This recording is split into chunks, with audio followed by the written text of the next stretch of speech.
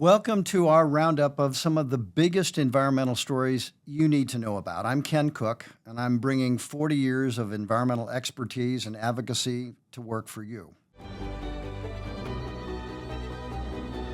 It's been another head-spinning week in Donald Trump's Washington. Budget slashed, workers fired, regulations rolled back.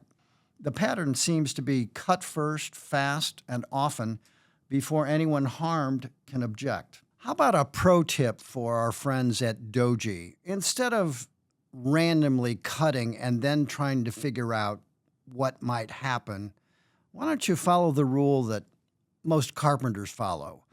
Measure twice and then cut. I happened to be at a meeting with about 40 environmental leaders a week or so ago, and the thing that I came away with, and I want to share with you, is I'm not alone, and I want you to know that you're not alone either.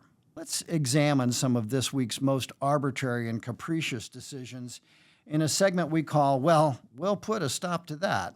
First, the wildly popular Farm to School and Farm to Food Bank programs run by the Department of Agriculture. These programs get fresh, locally grown food to thousands of hungry students and child care programs in 40 states, and they help food charities feed folks going through hard times. The win-win: small and medium-sized family farms get a ready-made market they would otherwise not have for their meat, milk, fruit, and vegetables. The Trump administration threw nonprofits, community groups, churches, food pantries into total disarray when it abruptly canceled the program on March 13th. Claiming savings of $1 billion. Savings, but at what cost? Here's what CBS News reported. Quote, "It's a pretty big hit, and that's mostly fresh fruits and vegetables," said Patty Bilbray, Director of Nutrition Services at the Scottsdale Unified School District in Arizona. It wasn't just about keeping food costs low. It meant supporting your community and your local farmers in your state. When asked how she justified eliminating the program, here's what Agriculture Secretary Brooke Rollins said. Of course, the left is doing what the left does. So just yesterday, we're canceling more contracts on food justice for trans people in New York and San Francisco. Obviously, that's different than the food programs in the schools. We have always said if we are making mistakes, we will own those mistakes and we will reconfigure. But right now, from what we are viewing, that program was non-essential, that it was a new program, and that it was an effort by the left to continue spending taxpayer dollars that were not necessary. But it turns out overspending is in the eye of the beholder in the Trump administration, because just 5 days after announcing the billion-dollar cut to local farms, local schools, and food banks, USDA made this announcement. That's right, $10 billion in emergency aid, not to farmers who are raising food for local use, but for industrial commodity farmers growing crops like corn, soybeans, cotton, and wheat, crops in such oversupply and subsidized for so long that prices crash and taxpayers have to come to the rescue. Trump's trade war will likely make it worse, as it did in his first term, when taxpayers were forced to shovel out record subsidies to prop up farmers who lost markets overseas. How about this for a different approach? Why don't we find out if these programs are really working before we slash them? Why don't we analyze and see who's benefiting and if there are some savings to be had, instead of slashing the programs, interrupting vital services to local farmers, local schools, local food banks, and then deciding if on the merits the program should continue or not, rather than just erasing them with no sense of what damage might be done.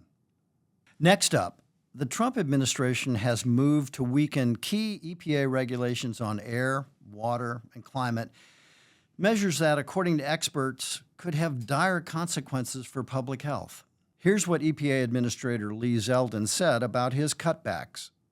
EPA will be reconsidering many suffocating rules that restrict nearly every sector of our economy. Actions include the Biden administration's deeply flawed Clean Power Plan 2.0, mercury and air toxic standards, Quado BC, particulate matter 2.5. The rollback of mercury pollution limits, which largely come from coal-fired power plants.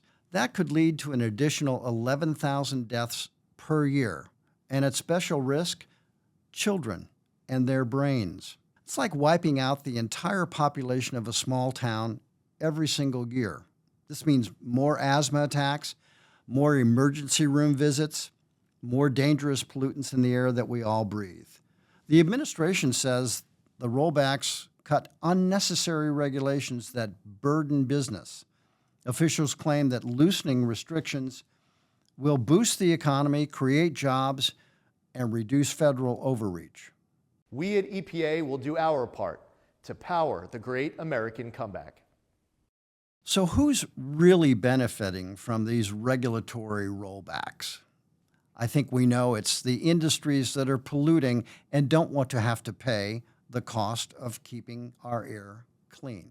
Instead of scrapping essential protections, investments in clean energy and sustainable industry practices could create jobs without sacrificing public health and our air. It's been happening for decades. Should corporate greed come at the cost of our children's health? Decades of experience have shown strong pollution controls can coexist with a strong economy. Unfortunately, polluters have the ear of this administration. The next story takes us into the trenches of the war on science.